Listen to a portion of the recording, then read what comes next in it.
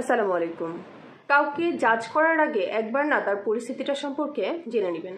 হয়তোবা সে হাসি মুখে রয়েছে, কিন্তু আসলে সে ভালো রয়েছে কিনা এটা কিন্তু আপনি জানেন না, কিন্তু আপনি জাজ করেই ফেলেন সে যেহেতু হাসি মুখে রয়েছে অবশ্যই সে অনেক খুশিতে আছে। কেউ যদি আপনাকে সে মন খারাপের গল্পগুলো শোনাতে চায়, তবে সঙ্গে সঙ্গেই না তাকে উপদেশ দিতে যাবেন না, তার মন খারাপের কথাগুলো শুনুন। সে কি বলতে চাচ্ছে তার কথাগুলো মন দিয়ে শুনুন, এই যন্ত্রণাগুলো বোঝার চেষ্টা করুন। পারলে নিজের কাঁধে তাকে একটু মাথা রাখতে দিন। আর যদি আরো বেশি কিছু করতে চান, আপনাকে জড়িয়ে ধরে একটু কান্না করতে দিন। এটা না আপনি যে উপদেশ দিবেন তার থেকে অনেক বেশি স্বস্তির, শান্তির এবং মানসিকভাবে তাকে অনেক বেশি শান্ত করবে। মানুষ না সবার সাথে থেকেও একা হয়ে যায়। যখন কেউ তার মন খারাপের কারণটা বুঝতে পারে না, তার উপরের হাসি মাখা মুখটা দেখে মনেই করে সে অনেক বেশি ভালো রয়েছে, তখন না ওই ব্যক্তিটা নিজে পুরোপুরি একলা হয়ে যায়।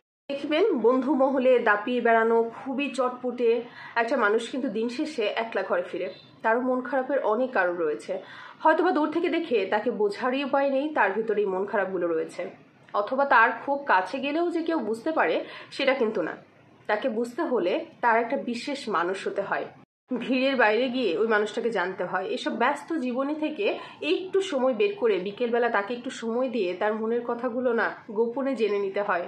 বিধ্বস্ত বিষণ্ণতায় একটুখানি যত্নের প্রলেপ দিয়ে তার পাশে থাকতে হয়। অর্থের শূন্যতায় মানুষ ভেঙে পড়ে, আর যত্নের শূন্যতায় মানুষ যেন বেঁচে থেকেও ধিকে ধিকে মরে যায়। নিজেকে বুঝাতে না পারার ব্যর্থতা কিংবা নিজের মন মানসিকতাটাকে অন্যের কাছে বুঝতে না দেওয়ার যে টানাপোড়েন, এটা না একটা মানুষকে দিন দিন বিধ্বস্ত করে ফেলে। মানুষ আসলে বেশি কিছু চায় না, বুঝার মতো মন চায়, নিজেকে হারিয়ে ফেললে খুঁজে বের করার মতো একজন মানুষকে চায়। যখন সে ভেঙে পড়ে তখন সে খুঁজে বেড়ায় একটা শক্ত কাঁধ, যেখানে সে মাথাটা নেলিয়ে একটুখানি বিশ্রাম নিতে পারে। মানুষই খোঁজে যত্ন, তবে এই যত্নটা না এখন ওই যে সাপের মাথার মনির মতো হয়ে গেছে, খুঁজে পাওয়া মুশকিল। কি মনে হয় জানেন, কাউকে যদি আপনার খুব বেশি কোনো কিছু গিফট করতে ইচ্ছা করে, কোনো কিছু দিতে ইচ্ছা করে, তাহলে না আপনি তাকে আপনার জীবন থেকে খানিকটা সময় দিন, তাকে বোঝার চেষ্টা করুন, তার গল্পগুলো শুনুন, তাকে ভুলভাল জাজ করবেন না, বা সে যেই কথাগুলো বলছে এগুলো পরবর্তীতে তাকে রিপিটও করবেন না। এই সময়টা না তার জন্য অনেক বেশি জরুরি। আপনি হয়তো লাখ টাকা দিয়ে গিফট কিনে দিলেও সে এতটা বেশি মানসিক প্রশান্তি পাবে না যতটা না আপনার সাথে নিরিবিলি নিভৃতে কিছুক্ষণ কথা বলে সে মানসিক শান্তি পাবে। তাই কোনো মানুষকে দূর থেকে দেখে ভুলভাল জাজ করবেন না, নিজের মন গড়া কথাগুলো তার উপরে চাপিয়ে দিবেন না। কারণ ওই মানুষটা না ভেতর থেকে হয়তো অনেক বেশি বিধ্বস্ত, না পারছে আপনাকে বোঝাতে, না পারছে মুখ ফুটে বলে ফেলতে।